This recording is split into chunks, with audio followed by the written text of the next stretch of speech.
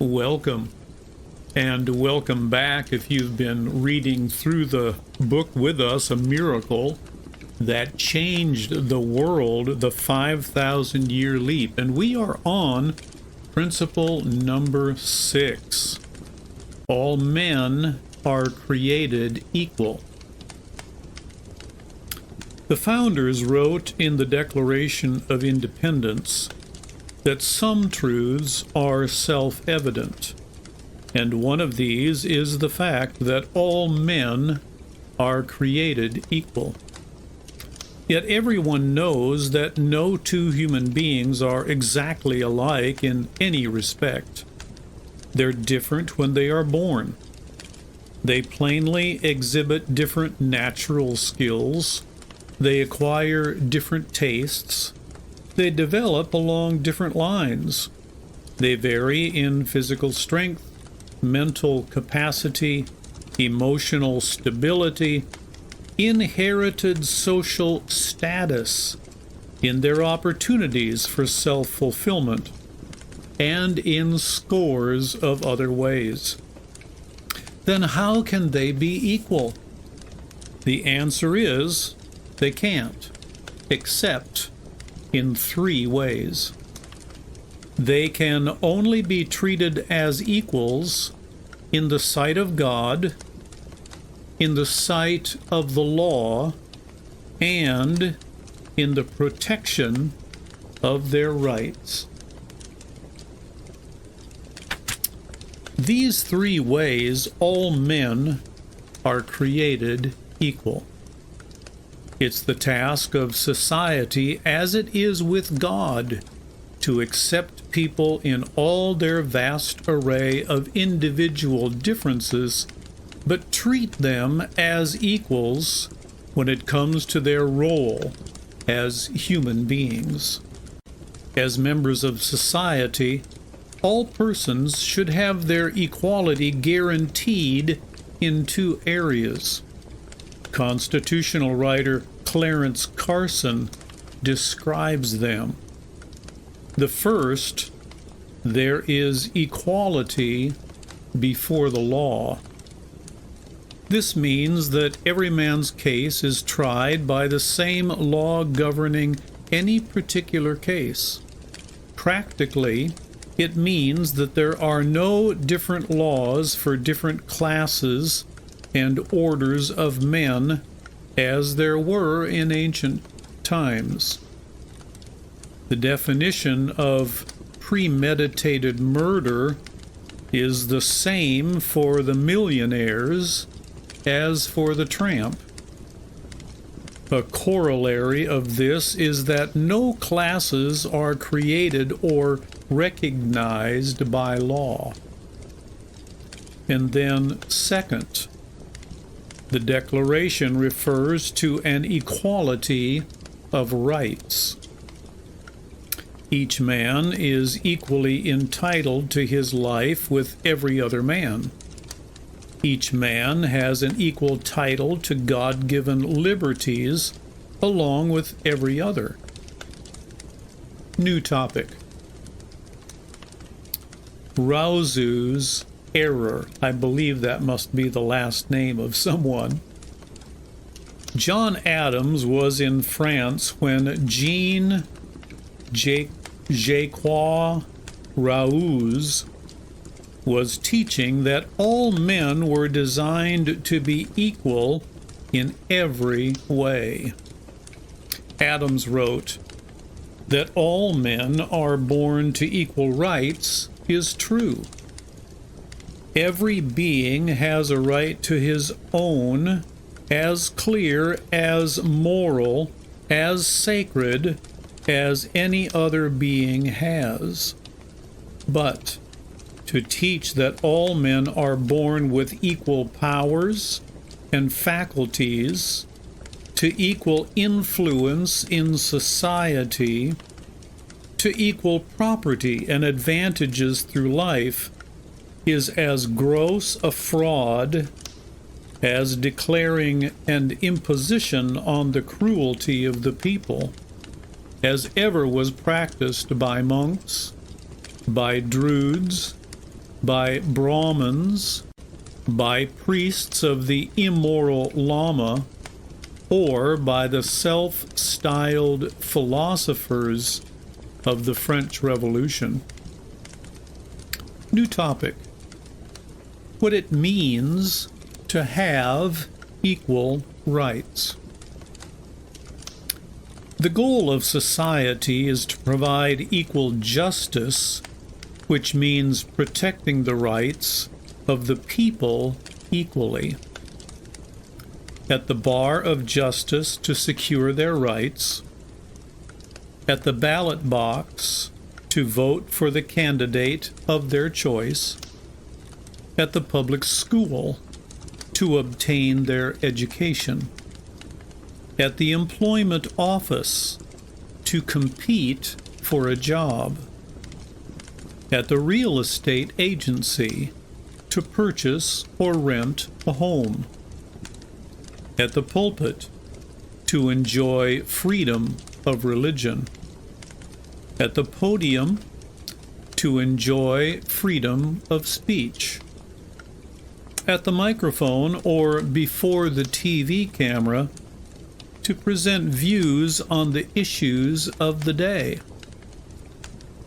at the meeting hall to peaceably assemble, at the print shop to enjoy freedom of the press, at the store to buy the essentials or desirable things of life, at the bank to save and prosper, at the tax collector's office to pay no more than their fair share, at the probate court to pass on to their heirs the fruits of life's labors. New topic. The problem of minorities. Admittedly, equal rights have not been completely established in all of these areas, but the founders struck a course which has thus far provided a better balance in administrating the equality of rights than has acquired at any time in history. The breakdown occurs in connection with the treatment of minors. Let me read this again. The breakdown occurs in connection with the treatment of minorities. Minorities in any country consider themselves outsiders who want to become insiders. As long as they are treated as outsiders, they do not feel equal. The interesting part of it is that every ethnic group in the American society was once a minority. We are a nation of minorities. There is no spot on the planet Earth where so many different ethnic groups have been poured into the same malleus as in the United States. It was appropriate that America should be called the melting pot of the world. Two things are especially notable about this. First of all, it is remarkable that the founders were able to establish a society of freedom and opportunity which would attract so many millions of immigrants. Secondly, it is even more remarkable that within 2 or 3 generations, nearly all of these millions of immigrants became first-class citizens. As we noted above, newcomers to any nation are not considered first-class citizens immediately. Human nature does not allow it. In some countries, outsiders are still treated with hostility after they have resided in those countries for 300 or 400 years. In the United States, immigrants or outsiders can become insiders much more rapidly. Nevertheless, the transition is painful. New topic: crossing the culture gap. Being a minority, even in the United States, is painful because acceptance depends on crossing the cultural gap. This means learning the English language with an American dialect, more or less, attaining the general norm of education, which in America is fairly high, becoming economically independent, which often means getting out of the ghetto, and becoming recognized as a social asset to the community, which always takes time. Usually it requires far more time than the minority group can patiently endure. But the impatience of a minority can be an advantage. It expedites their assimilation by motivating greater effort to gain acceptance. In the United States, as a result, many members of a minority group are assimilated in a single generation.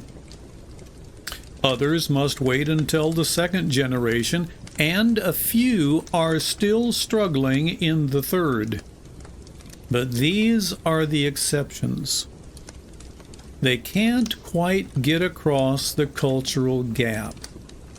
It is a fact of life in America, as everywhere else, that no ethnic group is going to be entirely comfortable or treated completely as equals in an adopted society until they have crossed that culture gap. New topic. And let me, you can take this opportunity to get a drink.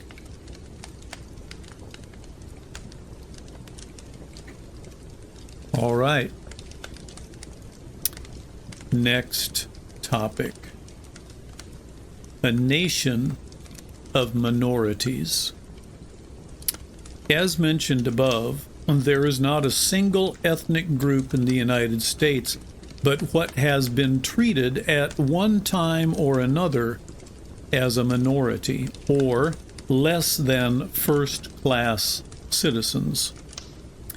The story of minorities in the United States is a fascinating tale, beginning with the French in the 1500s and the English in the 1600s and the Dutch, Germans, Swedes, Scots, and Irish in between. It was one grand conglomerate of tension, discrimination, malice, and sometimes outright persecution.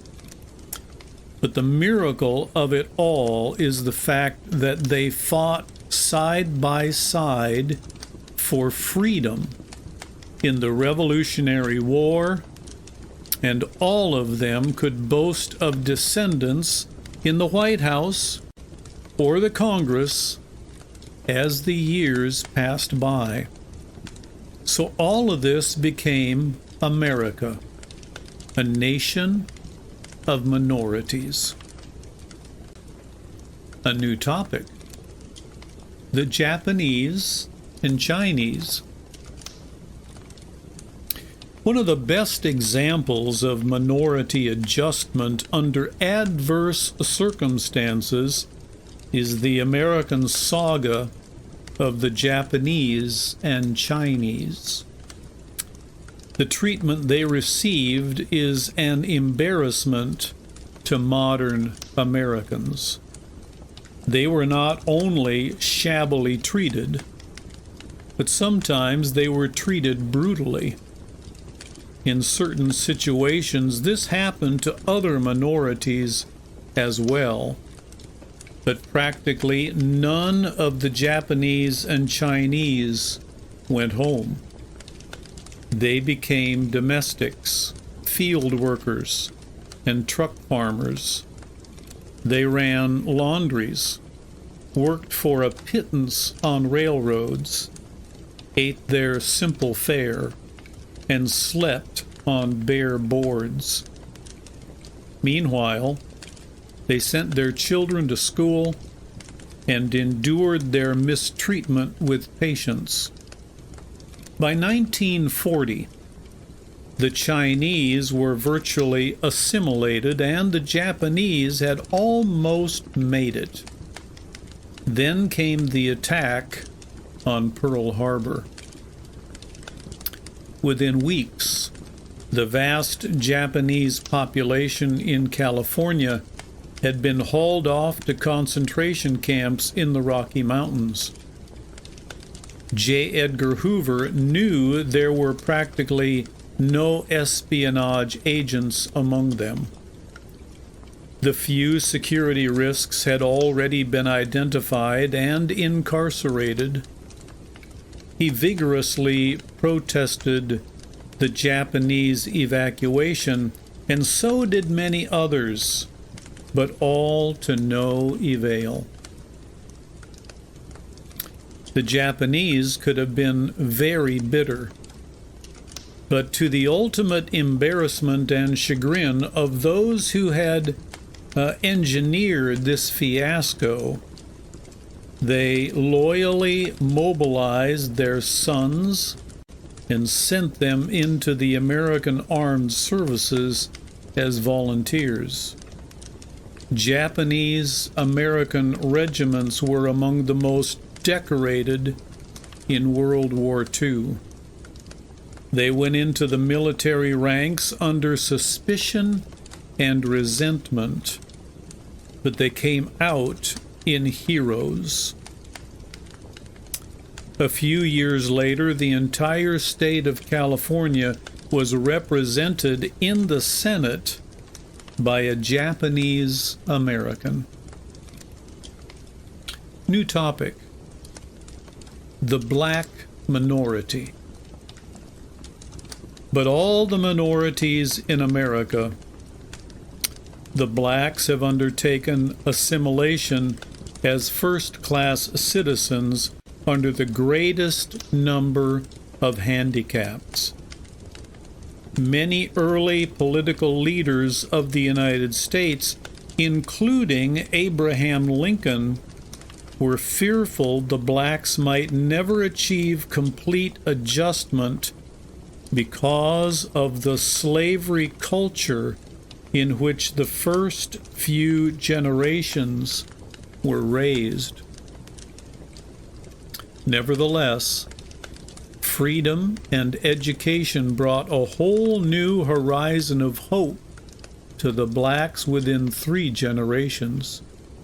Tens of thousands of them hurdled the culture gap, and soon the blacks in other countries saw their ethnic cousins in the United States enjoying a higher standard of living than blacks in any part of the world.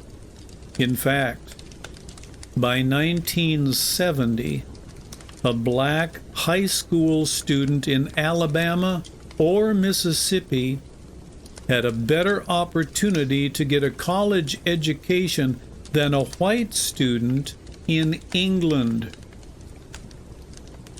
Providing equality for the blacks has never been approached with any degree of conscience. Some felt that with education and job opportunities, the blacks could leap the culture gap just as other minorities had done. Others felt they should be made the beneficiaries of substantial government gratuities. Experience soon demonstrated, however, that government gratuities are as corrupting and debilitating to blacks as they are to the Indians or any other minorities. The blacks themselves asked for equal opportunity at the hiring hall. Thus, the trend began to shift in the direction which no doubt the founders, such as Washington, Jefferson, and Franklin, would have strongly approved. New topic. Violence proves counterproductive. In the mid-60s, there were groups of Marxist agitators who moved in among the blacks to promote direct action by violence. One of these was Eldridge Cleaver, who had been trained in Marxist philosophy and tactics while serving a 15-year sentence in a California state penitentiary. In 1967, he became the Minister of Information for the Black Panthers. In his books, Eldridge Cleaver described the rationale behind their philosophy of violence. It was to destroy the whole economic and social structure of the United States so that blacks could enjoy equal rights under an American communist regime. The crescendo of violence increased year after year. During the summer of 1968, over 100 American cities were burned. But the burning was always in black ghettos. The idea was to put the blacks in direct confrontation with the police and state militia in order to solidify their apparent need to become a racial bloc for the coming revolution. But the burning and firebombing backfired. The black population began to realize it was only the homes of blacks that were being burned. Other than police, it was primarily blacks that were being hurt in the melee of the riots. In the shootouts with the police, 19 of the Black Panther leaders were killed. Eldridge Cleaver was wounded. He and his wife later fled to Cuba and then to another communist countries. The whole scenario of violence had proved tragically counterproductive. It temporarily jolted out of joint a broad spectrum of reforms which the blacks were really seeking and the rest of the nation was trying to provide. New thought. A dissident returns. After nearly 8 years as an exile in communist and socialist countries, Eldridge Cleaver asked to be allowed to return to the United States and pay whatever penalty was due on charges pending against him. He and his wife were no longer atheists. They were no longer communists. Those bitter years behind the iron and bamboo curtains had dispelled all the propaganda concerning equality and justice under communism. Cleaver told the press, "I would rather be in jail in America than free anywhere else." He then went on to say, "I was wrong, and the Black Panthers were wrong. We, Black Americans, are inside the system, and I feel that the number one objective for Black America is to recognize that they have the same equal rights under the Constitution as Ford or Rockefeller, even if we have no blue chip stocks. But our membership in the United States is the supreme blue chip stock and the one we have to exercise." By 1981, Eldridge Cleaver had put his final debt to society. No further charges were pending against him. Although he had been involved in a police shooting in Oakland, California, he had not been accused of causing any deaths. In fact, it was in the Oakland shootout that he was wounded. As he was released on parole, the judge required that he finish his obligation to society by putting in several hundred hours of public service at a California college. Soon after that, he began accepting speaking engagements before schools, churches, community gatherings, and even prison groups to describe his new and yet profound appreciation for America. He described the despondency which came over him when he found what a betrayal of human rights and human dignity communism turned out to be.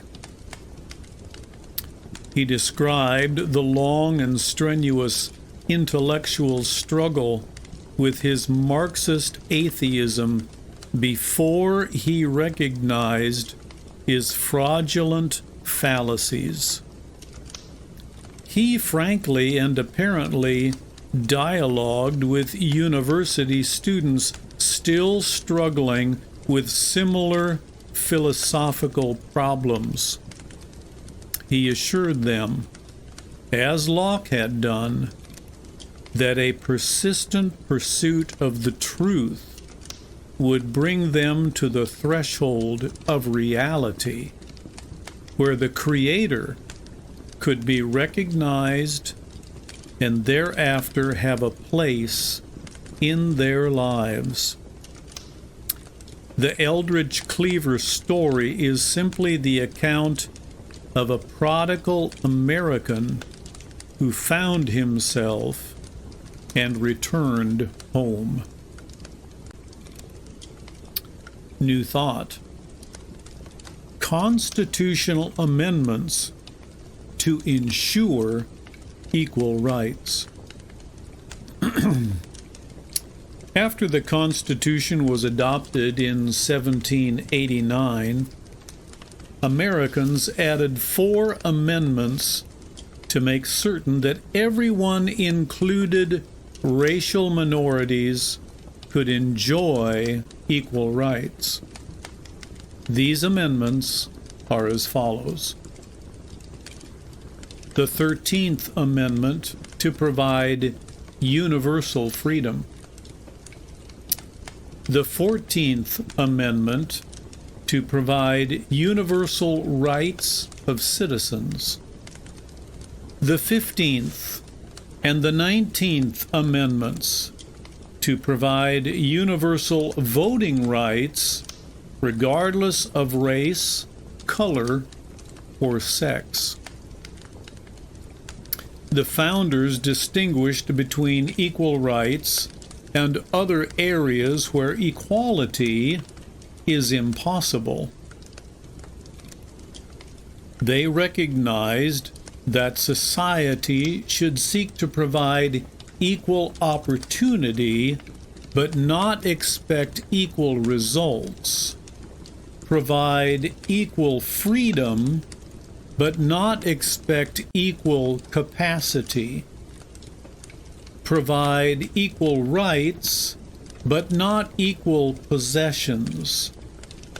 Provide equal protection, but not equal status. Provide equal educational opportunities, but not equal grades. They knew that even if governmental compulsion were used to force its citizens to appear equal in material circumstances, they would immediately become unequal in the instant their freedom was restored to them. As Alexandria Hamilton said, inequality would exist as long as liberty existed. It would unavoidably result from that very liberty itself. Nevertheless, there are some who insist that people do not have equal rights unless they have equal things. The Founding Fathers were well acquainted with this proposition and set forth their belief concerning it in the very next principle. And we will see you then.